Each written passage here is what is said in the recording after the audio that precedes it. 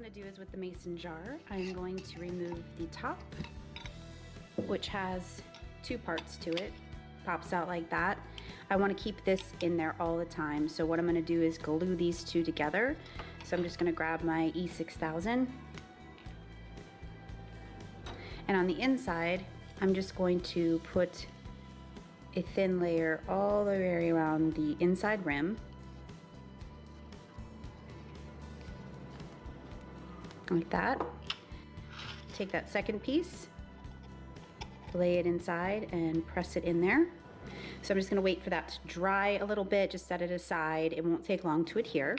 So while that one's drying, we're gonna move on to this option. This is a jar I bought at the dollar store and it has a plastic top, so it will have a different finish from the tin top that we have.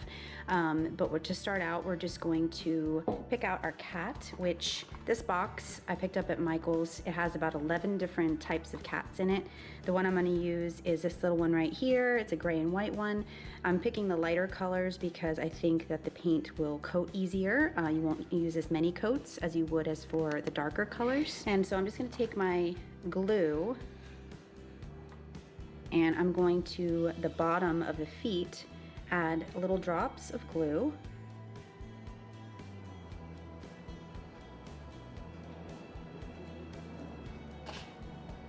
And then place it right in the center where you want it. This glue does dry clear, so you don't have to worry, and you're going to be painting this. So just press it down. So we're going to let this dry a little bit, and you could actually leave it like this. It would be really cute, but I just have a color scheme going in the living room and kitchen, so I kind of want them all to go together. So let's just set this one aside. So now back to the first jar, we're going to do the same thing with this little guy right here. Just dab the glue on the bottoms of his little paws.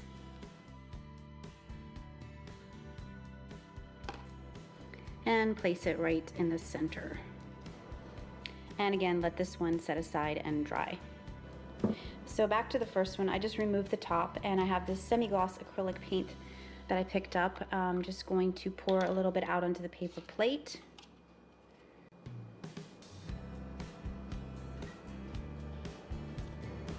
And then with my little sponge brush, I'm just going to get a good coating on the tip area of the brush. So starting with the top here, I'm just trying to put it on in even strokes.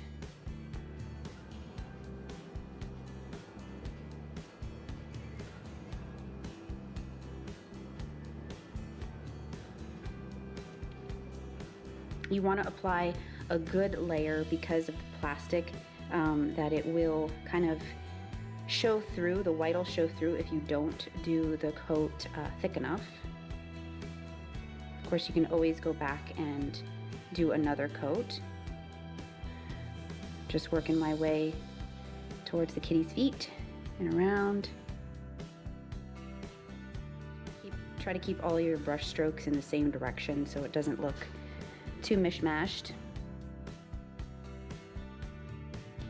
Now the reason why I put the cat on first is because if you were holding this little guy, you'd probably get paint all over your fingers, because trying to get the feet and everything would be a little bit more of a challenge while you're holding him. But you could try it if you wanted to, it's just up to you. So he's all coated. Now I'm just gonna go back around and do these edges here. Just work your way around with a good coat.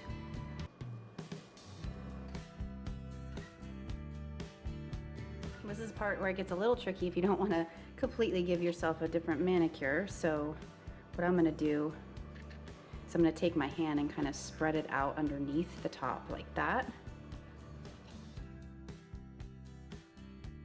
That is it. I will go back and probably do one more coat just to make sure that none of the white is showing through or any streaks. I have a little spot right there you can see.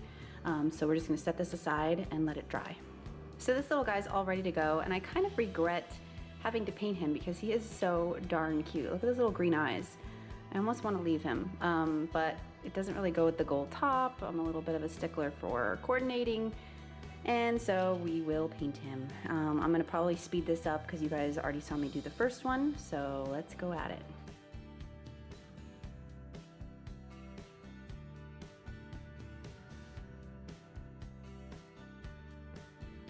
Throw in a little tip here that I just kind of thought of because I am having a little difficulty coating his underneath leg right there and getting in the tiny little spots in between the legs. So depending on how the cat is sitting or is posed, it might be a little difficult. So grab a Q-tip, dip it in your paint, and use that to get up into those little areas that you cannot reach with a sponge or a brush.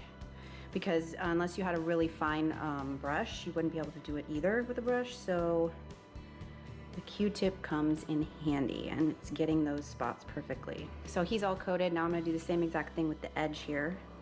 All done, let's let it dry. So this one's dry. I'm just gonna show you, I've already started a little bit. I'm just gonna show you a little bit how I'm doing the second coat, and then I'll show you the finished result. The cat itself doesn't really need a second coat, so I'm not worrying about that. I'm just going over the top to kind of give it a finished look with the brush strokes and to make sure that any spots are completely covered.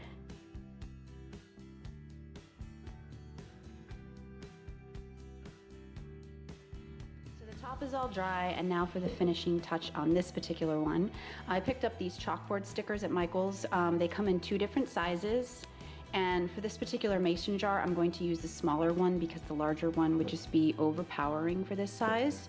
So what you want to do first, and this is by trial and error, believe me, I've already tried it once, so I'm kind of actually refilming this part just to show you.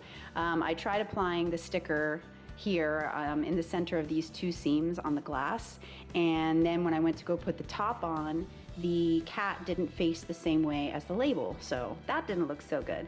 So what you need to do is put your top on first. So all you do is just peel the label off and then center it.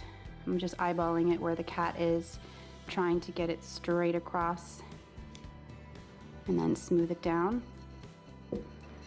And now this little kit comes with a chalk piece, which is awesome because then you don't have to go out and purchase a whole entire box of chalk. I am left-handed, so this could be a little disastrous, but I'm going to attempt to write.